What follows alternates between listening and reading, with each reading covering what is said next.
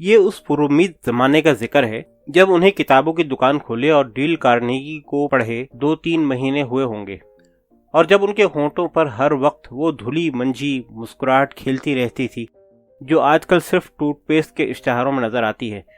اس زمانے میں ان کی باتوں میں وہ اڑ کر لگنے والا جوش اور ولولہ تھا جو بالعموم انجام سے بے خبر سٹے بازوں اور نو مسلموں سے منسوب کیا جاتا ہے۔ دکان کیا تھی؟ کسی بگڑے ہوئے رئیس کی لائبریری تھی۔ معلوم ہوتا تھا کہ انہوں نے چن چن کر وہی کتابیں دکان میں رکھی ہیں جو خود ان کی پسند تھیں اور جن کے متعلق انہوں نے ہر طرح اپنا اطمینان کر لیا تھا کہ بازار میں ان کی کوئی مانگ ہے نہ کھپت۔ ہمارے دوست مرزا عبدالودود بیگ نے دکان میں قدم رکھتے ہی اپنی تمام ناپسندیدہ کتابیں اس خوش سلیقگی سے یکجا دیکھیں تو ایک دفعہ اپنی پرانی اہنک پر اعتبار نہیں آیا، اور جب اعتبار آ گیا تو الٹا پیار آنے لگا۔ اپنے مخصوص کھٹ میٹھے لہجے میں بولے، یار اگر عام پسند کی بھی 2-4 کتابیں رکھ لیتے تو گاہک دکان سے اس طرح نہ جاتے جیسے سکندر دنیا سے گیا تھا، دونوں ہاتھ خالی۔ تاجرانہ تبسم کے بعد فرمایا، میں صرف معیاری کتابیں بیچتا ہوں۔ پوچھا، معیار کی کیا پہچان؟ ارشاد ہوا، سنو، میرے ایک قریبی ہمسائے ہیں پروفیسر قاضی عبدالقدوس، 24 گھنٹے کتابوں میں جٹے رہتے ہیں، لہذا میں نے کیا یہ کہ دکان کھولنے سے پہلے ان کی اپنی پسندیدہ کتابوں کی فہرست بنوا لی، پھر ان کتابوں کو چھوڑ کر اردو کی بقیہ تمام کتابیں خرید کے دکان میں سجا دیں۔ اب اس سے بہتر انتخاب کوئی کر کے دکھا دے۔ پھر ایک تاجرانہ لہجہ بنا کر صیغہ جمع میں ہنکارے، ہماری کتابیں اردو ادب کی آبرو ہیں اور ہم یہ بہت ارزاں بیچتے ہیں۔ مرزا نے اسی لہجے میں جملہ پورا کیا۔ مصیبت یہ تھی کہ ہر کتاب ہر مصنف کے متعلق ان کی اپنی رائے تھی، بے لاگ اور اٹل، جس کا اظہار و اعلان بالجاہر وہ بمنزلہ دینی فرض سمجھتے تھے۔ چنانچہ بارہا ایسا ہوا کہ انہوں نے گاہک کو کتاب خریدنے سے جبراً باز رکھا کہ اس سے اس کا ادبی ذوق خراب تر ہونے کا اندیشہ تھا۔ سچ تو یہ ہے کہ وہ کتب فروش کم اور کتب نما زیادہ تھے۔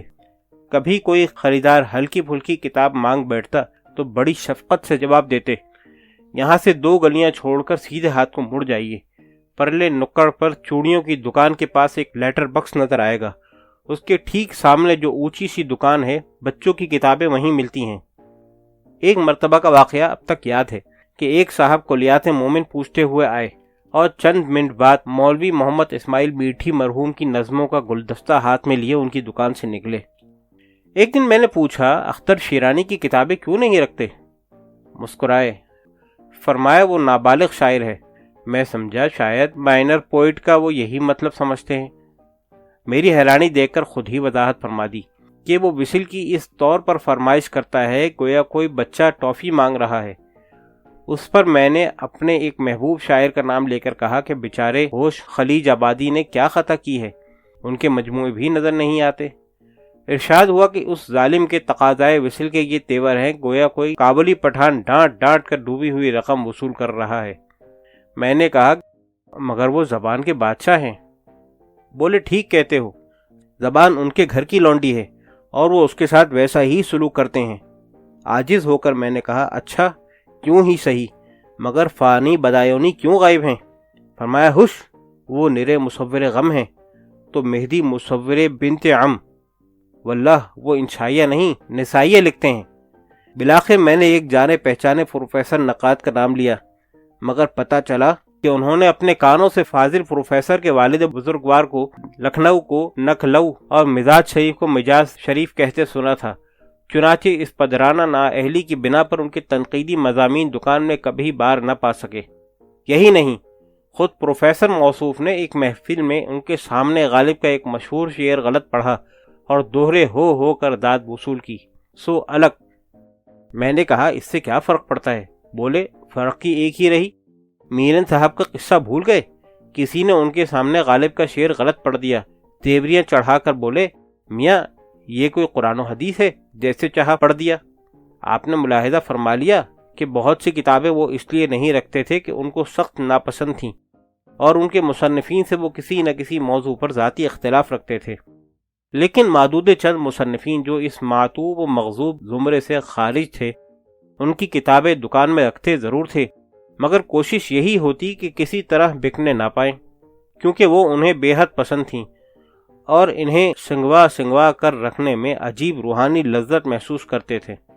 پسند و ناپسند کی اس غیر تاجرانہ کشاکش کا نتیجہ یہ نکلا کہ کتب از جا نہ جنبت، سنی سنائی نہیں کہتا، میں نے اپنی آنکھوں سے دیکھا کہ دیوان غالب دکان میں مہینوں پڑا رہا، محض اس وجہ سے کہ ان کا خیال تھا کہ دکان اس کے بغیر سونی سونی معلوم ہوگی۔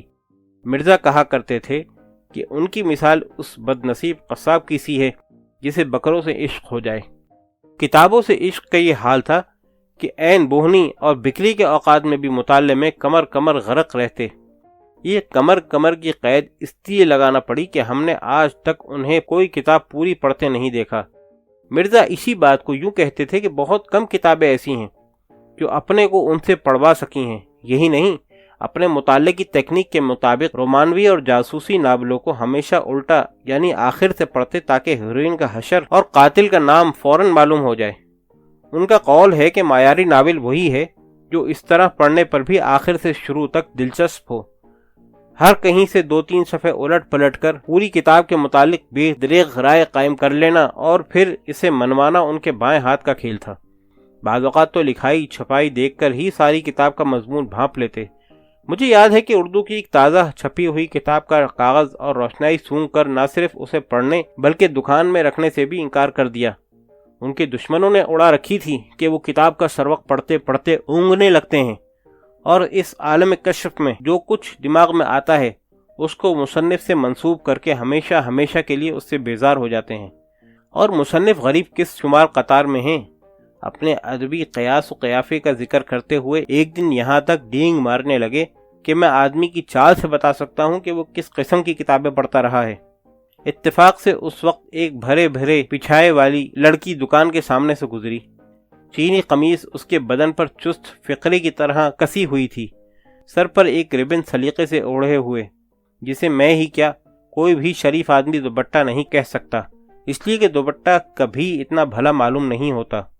تنگ موری اور تنگ تر گھیر کی شلوار، چال اگرچہ کڑی کمان کا تیر نہ تھی لیکن کہیں زیادہ مہلک۔ کمان کتنی بھی اتری ہوئی کیوں نہ ہو، تیر لا محالہ سیدھا ہی آئے گا، ٹھمک کر نہیں۔ لیکن وہ قتالہ عالم قدم آگے بڑھانے سے پہلے ایک دفعہ جسم کے درمیانی حصے کو گھنٹے کے پینڈولم کی طرح دائیں بائیں یوں ہلاتی کہ بس چھری سی چل جاتی۔ نتیجہ یہ کہ متذکرہ حصہ جسم نے جتنی مسافت جنوب سے شمال تک طے کی اتنی ہی مشرق سے مغرب تک۔ مختصر یوں سمجھیے کہ ہر گام پر ایک قدادم سلیب بناتی ہوئی آگے بڑھ رہی تھی۔ اچھا بتاؤ، اس کی چومکھی چال سے کیا ٹپکتا ہے؟ میں نے پوچھا۔ اس کی چال سے تو بس اس کا چال چلن ٹپکے ہے، مجھے آنکھ مار کر لہکتے ہوئے بولے۔ پھر وہی بات، چال سے بتاؤ کیسی کتابیں پڑھتی ہے؟ پگلے، یہ تو خود ایک کتاب ہے۔ انہوں نے شہادت کی انگلی سے سڑک پر ان خوانندگان کی طرف اشارہ کیا جو ایک فرلانگ سے اس کے پیچھے فہرست مضامین کا مطالعہ کرتے چلے آ رہے تھے۔ دیکھا گیا ہے کہ وہی کتب فروش کامیاب ہوتے ہیں جو کتاب کے نام اور قیمت کے علاوہ اور کچھ جاننے کی کوشش نہیں کرتے، کیونکہ ان کی ناواقفیت عامہ جس قدر عمیق اور متنوع ہوگی اتنی ہی بھرپور خود اعتمادی اور معصوم گمراہی کے ساتھ وہ بری کتاب کو اچھا کر کے بیچ سکیں گے۔ اس کے برعکس کتابیں پڑھتے ادھوری ہی صحیح، ہمارے ہیرو کو اسلامی ناولوں کے جوشیلے مکالمے حفظ ہو گئے تھے، اور بغدادی جم خانے میں کبھی دیسی وسکی کی زیادتی سے موصوف پر ہدیانی کیفیت طاری ہو جاتی تو دشمنان اسلام پر گھونسے تان کر تڑاک پڑاک ایسے ڈائلاگ بولتے جن سے شوق شہادت اس طرح ٹپکا پڑتا تھا کہ بیروں تک کا ایمان تازہ ہو جاتا۔ مسلسل ورق گردانی کے سبب نئی نویلی کتابیں اپنی کنواری کراری مہک اور جلد کی کساوٹ کھو چکی تھیں۔ بیشتر صفحات کے کونے کتے کے کانوں کی طرح مڑ گئے تھے، اور بعض پسندیدہ اوراق کی کیفیت تھی کہ جانا جاتا ہے کہ اس راہ سے لشکر گزرا، اور لشکر بھی وہ جو خون کی بجائے پیک کی چھینٹیں اڑاتا ہوا گزر جائے۔ ایک مرتبہ ان کو بھری دکان میں اپنے ہی سائز کے ایک اسلامی ناول کا عطر نکالتے دیکھا تو مرزا نے ٹوکا، لوگ اگر کسی حلوائی کو مٹھائی چکھتے دیکھ لیں تو اس سے مٹھائی خریدنی چھوڑ دیتے ہیں، اور ایک تم ہو کہ ہر آئے گئے کے سامنے کتب چشی کرتے رہتے ہو۔ پھر کیا تھا، پہلے ہی بھرے بیٹھے تھے، پھٹ پڑے۔ کتب فروشی ایک علم ہے برخوردار، ہمارے یہاں نیم جاہل کتابیں لکھ سکتے ہیں، مگر بیچنے کے لیے باخبر ہونا ضروری ہے۔ میں انہیں ہی اسی طرح جیسے ایک اندھا سرما بنا سکتا ہے مگر بیچ بازار میں کھڑے ہو کر بیچ نہیں سکتا۔ میاں تم کیا جانو کیسے کیسے جید جاہل سے پالا پڑتا ہے، اپنی عزیز ترین کتاب کی طرف اشارہ کرتے ہوئے۔ جی میں آتی ہے دیوان غالب ما مقدمہ مولانا امتیاز علی عرشی، ان کے سر پر دے ماروں۔ تمہیں یقین نہیں آئے گا، 2 ہفتے ہونے کو آئے ایک مظلوم صورت کلرک یہاں آیا اور مجھے اس کونے میں لے جا کر کچھ شرماتے کچھ لجاتے ہوئے کہنے لگا کہ کرشن چندر ایم.اے کی وہ کتاب چاہیے جس میں تیری ماں کے دودھ میں حکم کا اکا والی گالی ہے۔ خیر اسے جانے دو کہ اس بیچارے کو دیکھ کر واقعی محسوس ہوتا تھا کہ یہ گالی سامنے رکھ کر ہی اس کی صورت بنائی گئی ہے، مگر ان صاحب کو کیا کہو گے جو نئے نئے اردو کے لیکچرر مقرر ہوئے تھے، میرے واقف کار ہیں۔ اسی مہینے کی 1 تاریخ کو کالج سے پہلی تنخواہ وصول کر کے سیدھے یہاں آئے اور پھولی ہوئی سانسوں کے ساتھ لگے پوچھنے، صاحب آپ کے یہاں منٹو کی وہ کتاب بھی ہے جس میں دھرن تختہ کے معنی ہوں؟ اور ابھی پرسوں کا ذکر ہے، ایک محترمہ تشریف لائیں، سن یہی 18-19 کا، نکلتا ہوا فربا بدن، اپنی گڑیا کی چولی پہنے ہوئے تھیں، دونوں ہتھیلیوں کی رحل بنا کر اس پر اپنا کتابی چہرہ رکھا اور لگیں کتابوں کو ٹکر ٹکر دیکھنے۔ اسی جگہ جہاں تم کھڑے ہو پھر دریافت کیا کوئی ناول ہے؟ میں نے راتوں کی نیند حرام کرنے والا ایک ناول پیش کیا۔ رحل پر سے بولیں یہ نہیں، کوئی ایسا دلچسپ ناول دیجئے کہ رات کو پڑھتے ہی نیند آ جائے۔ میں نے ایک ایسا ہی غشی آور ناول نکال کر دیا، مگر وہ بھی نہیں جچا۔ دراصل انہیں کسی گہرے سبز گرد پوش والی کتاب کی تلاش تھی جو ان کی خوابگاہ کے سرخ پردوں سے میچ ہو جائے۔ اس سخت معیار پر صرف ایک کتاب پوری اتری، وہ تھی استاد موٹر ڈرائیوری منظوم، جس کو دراصل اردو زبان میں خودکشی کے آسان ترکیبوں کا پہلا منظوم ہدایت نامہ کہنا چاہیے۔ میں نے نوخیز خاتون کی حمایت کی۔ ہمارے یہاں اردو میں ایسی کتابیں بہت کم ہیں جو بغیر گرد پوش کے بھی اچھی لگیں۔ گرد پوش تو ایسا ہی ہے جیسے عورت کے لیے کپڑے، مگر ہالی ووڈ میں آج کل زیادہ تر ایکٹریسیں ایسی ہیں جو اگر کپڑے پہن لیں تو ذرا بھی اچھی نہ لگیں۔ مرزا نے بات کو کہاں سے کہاں پہنچا دیا، لیکن نیا نیا شوق تھا اور یہ نوبت نہیں آئی تھی کہ ایسے واقعات سے ان کی طبیعت سچ مچ مقدر ہو جائے۔ ڈیل کارنیگی کے مشورے کے مطابق وہ ہر وقت مسکراتے رہتے اور ہم نے سوتے میں بھی ان کی باتیں بطور خیر سگالی کھلی ہوئی ہی دیکھیں۔ اس زمانے میں بقول مرزا وہ چھوٹا دیکھتے نہ بڑا، ہر کس و ناقص کے ساتھ ڈیل کارنیگی کیا کرتے تھے۔ حد یہ کہ ڈاکیا اگر بیرنگ خط بھی لاتا تو انعام و اکرام دے کر رخصت کرتے، گاہکوں کو تو ذاتی مہمان سمجھ کر بچ پچ جاتے اور اکثر متاع سخن کے ساتھ اور کبھی اس کے بغیر ہی خود بھی بک جاتے۔ سچ ہے خوش خلقی کبھی رائگاں نہیں جاتی۔ چنانچہ چند ہی دنوں میں دکان چل نکلی، مگر دکانداری ٹھپ ہو گئی۔ یہ صورت تضاد اس طرح پیدا ہوئی کہ دکان پر اب ان قدردانوں کی ریل پیل رہنے لگی جو اصل میں ان سے کوکا کولا پینے یا فون کرنے آتے اور روکن میں ایک آدھ کتاب عاریتاً لے کر ٹلتے۔ جس گاہک سے خصوصیت پرتتے اس کی پیشوائی کو بے تحاشا دوڑتے ہوئے سڑک کے اس پار چلے جاتے، پھر اسے اپنے اونچے سے اسٹول پر بٹھا کر فوراً دوسرے گاہک کو 40 قدم تک رخصت کرنے چلے جاتے۔ ہر 2 رسوم کی پرتکلف ادائیگی کے دوران دکان کسی ایک گاہک یا گروہ کی اجتماعی تحویل میں رہتی۔ نتیجہ کتابوں کی قطاروں میں جا بجا کھانچے پڑ گئے جیسے دانت ٹوٹ گئے ہوں۔ ان کے اپنے بیان کے مطابق ایک نئے گاہک کو جس نے ابھی غبار خاطر کے ایک نسخہ ادھار خریدا تھا، پاس والے ریستوران میں مصنف کی من بھاتی چینی چائے پلانے لے گئے۔ حلفیہ کہتے تھے کہ مشکل سے 1 گھنٹہ وہاں بیٹھا ہوں گا، مگر واپس آ کر دیکھا تو نور اللغات کی چوتھی جلد کی جگہ خالی تھی۔ ظاہر ہے کسی بے ایمان نے موقع پاتے ہی ہاتھ صاف کر دیا۔ انہیں اس کی جگہ فسانہ آزاد کی چوتھی جلد رکھنا پڑی اور آخر کو یہی سیٹ چاکسو کالج لائبریری کو بذریعہ بی پی سپلائی کیا۔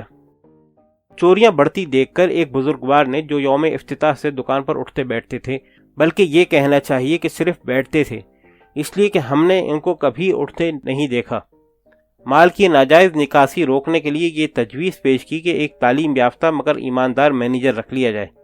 ہر چند کے ان کا روئے سخن اپنی ہی طرف تھا، لیکن ایک دوسرے صاحب نے جو خیر سے صاحب دیوان تھے اور روزانہ اپنے دیوان کی بکری کا حال پوچھنے آتے اور اردو کے مستقبل سے مایوس ہو کر لوٹتے تھے، خود کو اس اسامی کے لیے پیش ہی نہیں کیا، بلکہ شام کو اپنے گھر واپس جانے سے بھی انکار کر دیا۔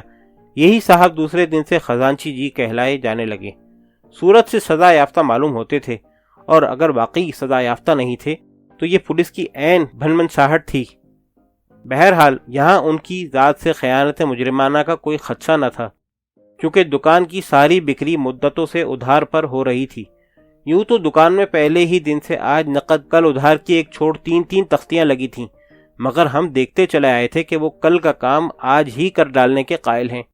پھر یہ ہے کہ قرض پر کتابیں بیچنے پر ہی اکتفا کرتے تو صبر آ جاتا، لیکن آخر میں یہاں تک سننے میں آیا کہ بعض گاہک ان سے نقد روپے قرض لے جا کر پاس والی دکان سے کتابیں خریدنے لگے ہیں۔ میں موقع کی تلاش میں تھا، لہذا ایک دن تخلیہ پا کر انہیں سمجھایا کہ بندہ خدا، اگر قرض ہی دینا ہے تو بڑی رقم دو تاکہ لینے والے کو یاد رہے اور تمہیں تقاضا کرنے میں شرم نہ آئے۔ یہ چھوٹے چھوٹے قرضے دے کر خلق خدا کے ایمان اور اپنے اخلاق کی آزمائش کاہے کو کرتے ہو؟ میری بات ان کے دل کو لگی۔ دوسرے ہی دن خزانچی جی سے نادہندہ خریداروں کی مکمل فہرست حروف تہجی کے اعتبار سے مرتب کرائی اور پھر خود اسی ترتیب سے ادھار وصول کرنے کا 5 روزہ منصوبہ بنا ڈالا۔ لیکن الف ہی کی ردیف میں ایک ایسا ناہنجار آن پڑا کہ 6 مہینے تک بے سے شروع ہونے والے ناموں کی باری نہیں آئی۔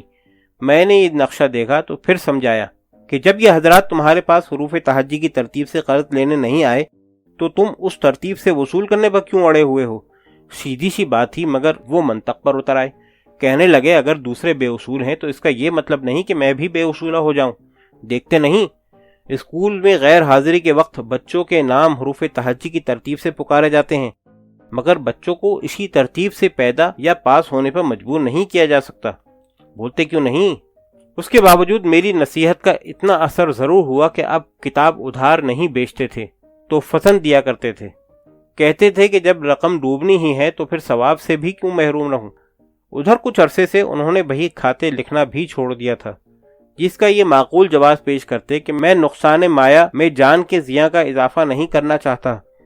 مرزا نے یہ لٹ مشتی دیکھی تو ایک دن پوچھا، آج کل تم حکومت کے فرائض کیوں انجام دے رہے ہو؟ کیا مطلب؟ تم نے قوم کی مفت تعلیم کا ذمہ کیوں لے رکھا ہے؟ اب ان کے چہرے پر دانائی کی وہ چھوٹ سی پڑنے لگی جو عموماً دیوالا نکلنے کے بعد طلوع ہوتی ہے۔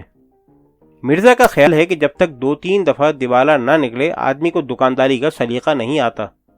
چنانچہ اس مبارک بربادی کے بعد وہ بجھ سے گئے اور ہر شے میں اپنی کمی محسوس کرنے لگے۔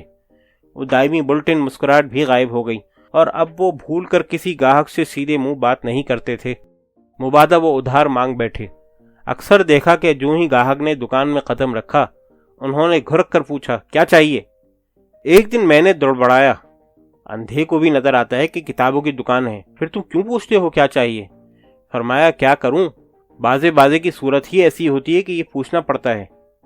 کتابیں رکھنے کے گناہگار ضرور تھے، طعن و کرہن بیچ بھی لیتے تھے، لیکن عیار طبع خریدار دیکھ کر ان کے نک چڑھے پن کا اندازہ اس واقعے سے ہو سکتا ہے کہ ایک دفعہ ایک شخص پوچھتا ہوا آیا، لغت ہے؟ لغت کا تلفظ اس نے لطف کے وزن پر کیا۔ انہوں نے نتنے پھلا کر جواب دیا، اسٹاک میں نہیں ہے۔ وہ چلا گیا تو میں نے کہا، یہ سامنے رکھی تو ہے، تم نے انکار کیوں کر دیا؟ کہنے لگے، یہ تو لغت ہے۔ پھر یہ بھی کہ اس بیچارے کا کام ایک لغت سے تھوڑا ہی چلے گا۔ ہاں، تلفظ پر یاد آیا کہ اس دور ابتلا میں انہوں نے دکان میں ایک اذکار رفتہ ریڈیو رکھ لیا تھا، اسی کو گود میں لیے گھنٹوں گڑگڑاہٹ سنا کرتے تھے، جسے وہ مختلف ملکوں کے موسم کا حال کہا کرتے تھے۔ بعد میں مرزا کی زبانی غایت سمع خراشی یہ معلوم ہوئی کہ اس ریڈیائی دمے کی بدولت کم از کم کہا گو کی غلط اردو تو سنائی نہیں دیتی۔ یہ کوئی ڈھکی چھپی بات نہیں کہ کتب فروشوں کو ہر کتاب پر اوسطاً 30-40% کمیشن ملتا ہے، بلا قد و کاوش۔ جس پیشے میں منافع کی یہ شرح عام ہو اس میں دیوالا نکالنے کے لیے غیر معمولی دل و دماغ درکار ہیں، اور وہ ایسے ہی دل و دماغ کے مالک نکلے۔ اپنی حسابی صلاحیتوں کا دستاویزی ثبوت وہ اس زمانے ہی میں دے چکے تھے جب سہ ماہی امتحان کی کاپی میں وہ اپنا نام شیخ صبغت اللہ لکھتے اور غیر سرکاری طور پر محض صبغے کہلاتے تھے۔ اسی زمانے سے وہ اپنے اس عقیدے پر سختی سے قائم ہیں کہ علم الحساب در حقیقت کسی متعصب کافر نے مسلمانوں کو آزار پہنچانے کے لیے ایجاد کیا تھا۔ چنانچہ ایک دن یہ خبر سن کر بڑی حیرت ہوئی کہ رات ان پر علم الحساب ہی کے کسی قاعدے کی روح سے یہ منکشف ہوا۔ منافع کی یہ اندھا دھند شرح سن کر مرزا کے منہ میں بھی پانی بھر آیا۔ لہذا نزدیک ترین گلی سے صبغے کے پاس پہنچے، جس کی مدد سے وہ بھی اپنے پرانے کوٹوں کی دکان میں تالا ٹھوک کر فی الفور اپنے دلدر دور کر لیں۔ صبغے نے کان میں لگی ہوئی پینسل کی مدد سے اپنے فارمولے کی جو تشریح کی، اس کا لب لباب سلیس اردو میں یہ ہے کہ اب تک ان کا یہ معمول رہا کہ جس دن نئی کتابیں خرید کر دکان میں لگاتے، اسی دن ان پر ملنے والی 40% منافع کا حساب قریب ترین پائی تک لگا کر خرچ کر ڈالتے۔ لیکن جب یہ کتابیں سال بھر تک دکان میں پڑی بھنکتی رہتی تو کرسمس سیل میں ان گنجائے گراں مایہ کو 50% رعایت پر فروخت کر ڈالتے، اور اس طرح اپنے حساب کی رو سے ہر کتاب پر 90% ناجائز نقصان اٹھاتے۔ لیکن نیا فارمولہ دریافت ہونے کے بعد اب وہ کتابیں یکسر فروخت ہی نہیں کریں گے، لہذا اپنی اس حکمت عملی سے 90% نقصان سے صاف بچ جائیں گے، اور یہ منافع نہیں تو اور کیا ہے۔ کتب فروشی کے آخری دور میں جب ان پر پیغمبری وقت پڑا تو ہر ایک گاہک کو اپنا مالی دشمن تصور کرتے، اور دکان سے اس کے خالی ہاتھ جانے کو اپنے حق میں باعث خیر و برکت گردانتے۔ ہفتے کو میرا دفتر 1 بجے بند ہو جاتا ہے۔ واپسی میں یوں ہی خیال آیا کہ چلو آج صبغے کی دکان میں جھانکتا چلوں۔ دیکھا کہ وہ اونچے اسٹول پر پیر لٹکائے اپنے قرض داروں کی فہرستوں سے ٹیک لگائے سو رہے ہیں۔ میں نے کھنکار کر کہا، قیلولہ اسٹاک میں نہیں ہے۔ آنکھیں بند کیے بولے۔ یہ کہہ کر ذرا گردن اٹھائی، چندھیائی ہوئی آنکھوں سے اپنی داہنی ہتھیلی دیکھی اور پھر سو گئے۔ داہنی ہتھیلی دیکھنا ان کی بڑی پرانی عادت ہے، جسے زبانہ طالب علمی کی یادگار کہنا چاہیے۔ ہوتا یہ تھا کہ دن بھر خوار و خستہ ہونے کے بعد وہ رات کو ہاسٹل میں کسی نہ کسی کے سر ہو جاتے کہ صبح تمہارا منہ دیکھا تھا۔ چنانچہ ان کے کمرے کے ساتھی اپنی بدنامی کے خوف سے صبح 10 بجے تک لحاف اوڑے پڑے رہتے اور کچھوے کی طرح گردن نکال کر دیکھتے رہتے کہ صبغے دفان ہوئے یا نہیں۔ جب اپنے بیگانے سب آئے دن کی نحوستوں کی ذمہ داری لینے سے یوں منہ چھپانے لگے تو صبغے نے ایک ہندو نجومی کے مشورے سے یہ عادت ڈالی کہ صبح آنکھ کھلتے ہی سکون کے لیے اپنی داہنی ہتھیلی دیکھتے اور دن بھر اپنے آپ پر لعنت بھیجتے رہتے۔ پھر تو یہ عادت سی ہو گئی کہ نازک و فیصلہ کن لمحات میں، مثلاً اخبار میں اپنا رول نمبر تلاش کرتے وقت، تاش کے پتے پھیٹنے کے بعد اور کرکٹ کی گیند پر ہٹ لگانے سے پہلے ایک دفعہ اپنی داہنی ہتھیلی ضرور دیکھ لیتے تھے۔ جس زمانے کا یہ ذکر ہے، ان دنوں ان کو اپنی ہتھیلی میں ایک حسینہ صاف نظر آ رہی تھی جس کا جہیز بمشکل ان کی ہتھیلی میں سما سکتا تھا۔ الماریوں کے انگنت خانے جو کبھی ٹھسا ٹھس بھرے رہتے تھے اب خالی ہو چکے تھے، جیسے کسی نے بھٹے کے دانے نکال لیے ہوں۔ مگر صبغے ہاتھ پر ہاتھ دھر کر بیٹھنے والے نہیں تھے، چنانچہ اکثر دیکھا کہ ظہر سے عصر تک شیشے کے شوکیس کی فرضی اوٹ میں اپنے خلیرے چچیرے بھائیوں کے ساتھ سر جوڑے فلش کھیلتے رہے۔ ان کا خیال تھا کہ جوا اگر قریبی رشتہ داروں کے ساتھ کھیلا جائے تو کم گناہ ہوتا ہے۔ رہی دکانداری، تو وہ ان حالوں کو پہنچ گئی تھی کہ تاش کے پتوں کے سوا اب دکان میں کاغذ کی کوئی چیز نہیں بچی تھی۔ گاہکوں کی تعداد اگرچہ تگنی چوگنی ہو گئی، مگر مول تول کی نوعیت قدرے مختلف ہوتے ہوتے جب یہ نوبت آ گئی کہ راہ چلنے والے بھی بھاؤ تاؤ کرنے لگے تو خزانچی جی نے خاکی گتے پر ایک نوٹس نہایت پاکیزہ خط میں آویزہ کر دیا، یہ فرنیچر کی دکان نہیں ہے۔ یاد رہے کہ ان کی نصف زندگی ان لوگوں نے تلخ کر دی جو قرض پر کتابیں لے جاتے تھے، اور بقیہ نصف زندگی ان حضرات نے تلخ کر رکھی تھی جن سے وہ خود قرض لے بیٹھے تھے۔ اس میں شبہ نہیں کہ ان کی تباہی میں کچھ شائبہ خوبی تقدیر بھی تھا۔ قدرت نے ان کے ہاتھ میں کچھ ایسا وصف دیا تھا کہ سونے کو ہاتھ لگائے تو مٹی ہو جائے، لیکن انصاف سے دیکھا جائے تو ان کی بربادی کا سہرا قدرت کے علاوہ ان مہربانوں کے سر تھا جو انتہائی خلوص اور مستقل مزاجی کے ساتھ دامے درمے سخنے ان کو نقصان پہنچاتے رہے۔ دوسری وجہ، جیسا کہ اوپر اشارہ کر چکا ہوں، یہ تھی کہ وہ اپنے خاص دوستوں سے اپنی حاجت اور ان کی حیثیت کے مطابق قرضہ لیتے رہے اور قرضے کو منافع سمجھ کر کھا گئے۔ وقال مرزا، ان کا دل بڑا تھا اور قرض لینے میں انہوں نے کبھی بخل سے کام نہیں لیا تھا۔ قرض پر لین دین ان کے مزاج میں اس حد تک رچ بس چکا تھا کہ مرزا کا خیال تھا کہ صبغے دراصل سہروردی حکومت کو ککھ کرنے کی غرض سے اپنی آمدنی نہیں بڑھاتے، اس لیے کہ آمدنی بڑھے گی تو لامحالہ انکم ٹیکس بھی بڑھے گا۔ اب تو ان کی یہ تمنا ہے کہ بقیہ عمر عزیز بینک اور ڈرافٹ پر گوشہ بدنامی میں گزار دیں، لیکن ان کی نیت بری نہیں تھی۔ یہ اور بات ہے کہ حالات نے ان کی نیک نیتی کو ابھرنے نہ دیا۔ گزشتہ رمضان میں ملاقات ہوئی تو بہت اداس اور فکر مند پایا. بار بار پتلون کی جیب سے ید بیضا نکال کر دیکھ رہے تھے. پوچھا صبغے کیا بات ہے؟ بولے کچھ نہیں، پروفیسر عبدالقدوس سے قرض لیے 13 سال ہونے کو آئے. آج یوں ہی بیٹھے بیٹھے خیال آیا کہ اب واپسی کی سبیل کرنی چاہیے، ورنہ وہ بھی دل میں سوچیں گے کہ شاید میں نادہندہ ہوں. جوانی میں خدا کے قائل نہیں تھے، مگر جیسے جیسے عمر بڑھتی گئی ایمان پختہ ہوتا گیا، یہاں تک کہ اب وہ اپنی تمام نالائقیوں کو سچے دل سے من جانب اللہ سمجھنے لگے تھے. طبیعت ہی ایسی پائی تھی کہ جب تک چھوٹی سے چھوٹی بات پر بڑی سے بڑی قربانی نہ دے دیتے انہیں چین نہیں پڑتا تھا. مقول مرزا، وہ انالحق کہے بغیر سولی پر چڑھنا چاہتے تھے. تجارت کو انہوں نے وسیلہ معاش نہیں، ہیلہ جہاد سمجھا اور بہت جلد شہادت کا درجہ پایا. دکان کی دیوار کا پلاسٹر ایک جگہ سے اکھڑ گیا تھا. اس مقام پر جو تقریباً 2 مربع گز تھا، انہوں نے ایک سرخ تختی جس پر ان کا فلسفہ حیات بخط نستعلیق کندہ تھا ٹانگ دی. باطل سے دبنے والے اے آسماں نہیں ہم. اس میں قطعی کوئی تعلی نہیں تھی، بلکہ دیکھا جائے تو انہوں نے کسر نفسی ہی سے کام لیا، کیونکہ باطل تو باطل، وہ حق سے بھی دبنے والے نہیں تھے. مرزا اکثر نصیحت کرتے کہ میاں کامیابی چاہتے ہو تو کامیاب کتب فروشوں کی طرح بقدر ضرورت سچ بولو، اور ہر کتاب کے حسن و قباح پر زدم زدہ کرنے کی بجائے گاہکوں کو انہی کی پسند کی کتابوں سے برباد ہونے دو. جو بیچارہ تربوز سے بہل جائے اسے زبردستی انگور کیوں کھلاتے ہو؟ لیکن صبغے کا کہنا تھا کہ 20ویں صدی میں جیت انہی کی ہے جن کے ایک ہاتھ میں دین ہے اور دوسرے میں دنیا، اور دائیں ہاتھ تو خبر نہیں کہ بائیں میں کیا ہے. تجارت اور نجابت میں سنجوگ ممکن نہیں. تجارت میں فوری ناکامی ان کے نزدیک مقیاس شرافت تھی. انہی کا مقولہ ہے کہ اگر کوئی شخص تجارت میں بہت جلد ناکام نہ ہو سکے تو سمجھ لو کہ اس کے حسب نسب میں فی ہے. اس اعتبار سے انہوں نے قدم قدم پر بلکہ ہر سودے میں اپنی نسبی شرافت کا وافر ثبوت دیا. حساس آدمی تھے. اس پر بدقسمتی یہ ہے کہ ایک ناکام کتب فروش کی حیثیت سے انہیں انسانوں کی فطرت کا بہت قریب سے مطالعہ کرنے کا موقع ملا، اس لیے بہت جلد انسانیت سے مایوس ہو گئے. انہوں نے تمام عمر تکلیفیں ہی تکلیفیں اٹھائیں. شاید اسی وجہ سے انہیں یقین ہو چلا تھا کہ وہ حق پر ہیں.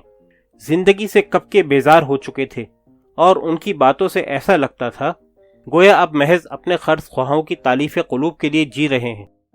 اب ہم ذیل میں وہ تاثرات و تعصبات مختصراً بیان کرتے ہیں جو ان کی 40 سالہ ناتجربہ کاری کا نچوڑ ہیں. دکان کھولنے سے 4-5 مہینے پہلے ایک ادبی خیر سگالی وفد ادارہ برائے ترقی انجمن پسند مصنفین کے ساتھ سیلون ہو آئے تھے، جسے حاسد لنکر کے نام سے یاد کرتے تھے. اس جزیرے کی سہروزہ سیاحت کے بعد اٹھتے بیٹھتے ترقی یافتہ ممالک کی ادب نوازی اور علم دوستی کے چرچے رہنے لگے. ایک دفعہ برادران وطن کی ناقدری کا گلہ کرتے ہوئے فرمایا، آپ کے یہاں تو ابھی تک جہالت کی خرابیاں دور کرنے پر کتابیں لکھی جا رہی ہیں، مگر ترقی یافتہ ممالک میں تو اب ایسی کتابیں لکھی جا رہی ہیں جن کا مقصد ان خرابیوں کو دور کرنا ہے جو محض جہالت دور ہونے سے پیدا ہو گئی ہیں. صاحب، وہاں علم کی ایسی قدر ہے کہ کتاب لکھنا، کتاب چھاپنا، کتاب بیچنا، کتاب خریدنا، حد ہے کہ کتاب چرانا بھی ثواب میں داخل ہے.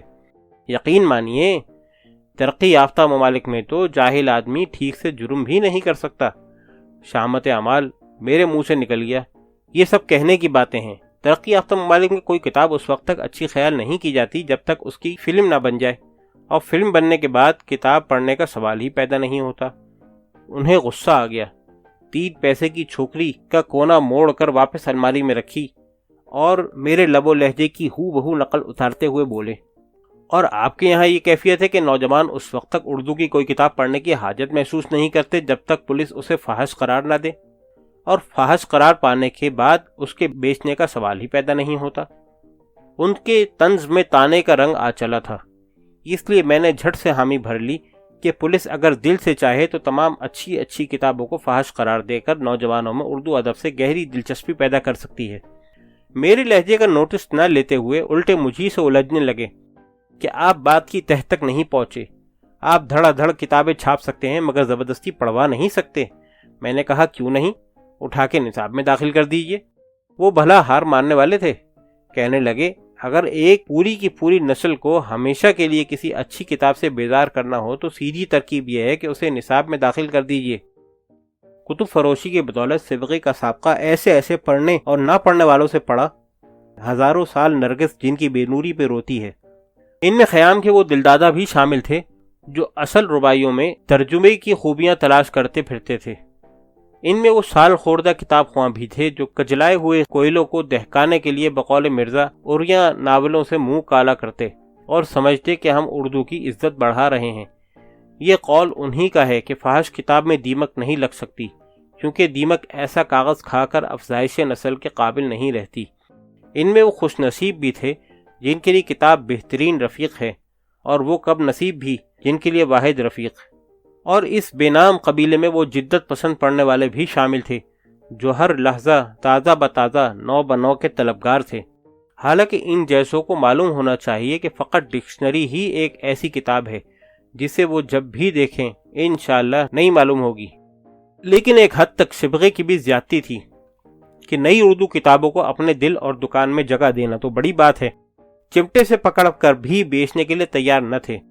ایک دن خاقانی ہند استاد ذوق کے قصائد کی گرد ہفتہ وار ٹائم سے جھاڑتے ہوئے کٹ کٹا کر کہنے لگے کہ آج کل لوگ یہ چاہتے ہیں کہ ادب ایک کیپسول میں بند کر کے ان کے حوالے کر دیا جائے جسے وہ کوکا کولا کے گھونٹ کے ساتھ حلق سے اتار لیں۔ انسانی تہذیب پتھر اور بھوج پتھر کے عہد سے گزر کر اب ریڈرز ڈائجسٹ کے دور تک آ گئی ہے، سمجھے؟ یہ مصنفوں کا دور نہیں، صحافیوں کا دور ہے، صحافیوں کا۔ میں نے ڈرتے ڈرتے پوچھا، مگر صحافت میں کیا قباحت ہے؟ بولے، کچھ نہیں، بڑا مصنف اپنی آواز پبلک تک پہنچاتا ہے، مگر بڑا صحافی پبلک کی آواز پبلک تک پہنچاتا ہے۔ مصنفوں کا ذکر چھڑ گیا تو ایک واردات اور سنتے چلیے۔ 7-8 مہینے تک وہ اردو افسانوں کا ایک مجموعہ بیچتے رہے جس کے سر ورق پر مصنف کے دستخط بقلم خود ثبت تھے، اور اوپر یہ عبارت، جس کتاب پر مصنف کے دستخط نہ ہو وہ جعلی تصور کی جائے۔ ایک روز انہیں رجسٹری سے مصنف کے وکیل کی معرفت نوٹس ملا کہ ہمیں معتبر ذرائع سے معلوم ہوا ہے کہ آپ ہمارے موکل کی کتاب کا ایک مصدقہ ایڈیشن عرصہ 8 ماہ سے مبینہ طور پر فروخت کر رہے ہیں، جس پر مصنف مذکور کے دستخط بقید تاریخ ثبت ہیں۔ آپ کو بذریعہ نوٹس حاضہ مطلع و متنبہ کیا جاتا ہے کہ محولہ بالا کتاب اور دستخط دونوں سراسر جعلی ہیں، اصل ایڈیشن میں مصنف کے دستخط سرے سے ہیں ہی نہیں۔ اس واقعے سے انہوں نے ایسی عبرت پکڑی کہ آئندہ کوئی ایسی کتاب دکان میں نہیں رکھی جس پر کسی کے بھی دستخط ہوں، بلکہ جہاں تک بن پڑتا انہی کتابوں کو ترجیح دیتے جن پر مصنف کا نام تک درج نہیں ہوتا، مثلا الف لیلہ، ضابطۂ فوجداری، ریلوے ٹائم ٹیبل، انجیل وغیرہ۔ تباہی کی جو شاہراہ انہوں نے اپنے لیے نکالی، اس پر وہ تو کیا قارون بھی زیادہ دیر گامزن نہیں رہ سکتا تھا، کیونکہ منزل بہت دور نہیں تھی۔ آخر وہ دن آ ہی گیا جس کا دشمنوں کو انتظار تھا اور دوستوں کو اندیشہ۔ دکان بند ہو گئی۔ خزانچی جی کی تنخواہ 2.5 مہینے سے چڑھی ہوئی تھی، لہذا خالی الماریاں، ایک عدد گلک چوبی جو نادہندوں کی فہرستوں سے منہ تک بھری ہوئی تھی، چاندی کا خوبصورت سگریٹ کیس جسے کھولتے ہی محسوس ہوتا تھا گویا بیڑی کا بنڈل کھل گیا، نسینی جس کی صرف اوپر کی 3 سیڑھیاں باقی رہ گئی تھیں، خواب آور گولیوں کی شیشی، کراچی ریس میں دوڑنے والے گھوڑوں کے شجرہ ہائے نصب، نومبر سے دسمبر تک کا مکمل کیلنڈر کیل سمیت، یہ سب خزانچی جی نے سبغے کی اولین غفلت میں ہتھیا لیے اور راتوں رات اپنی تنخواہ کی ایک ایک پائی گدھا گاڑی میں ڈھو ڈھو کر لے گئے۔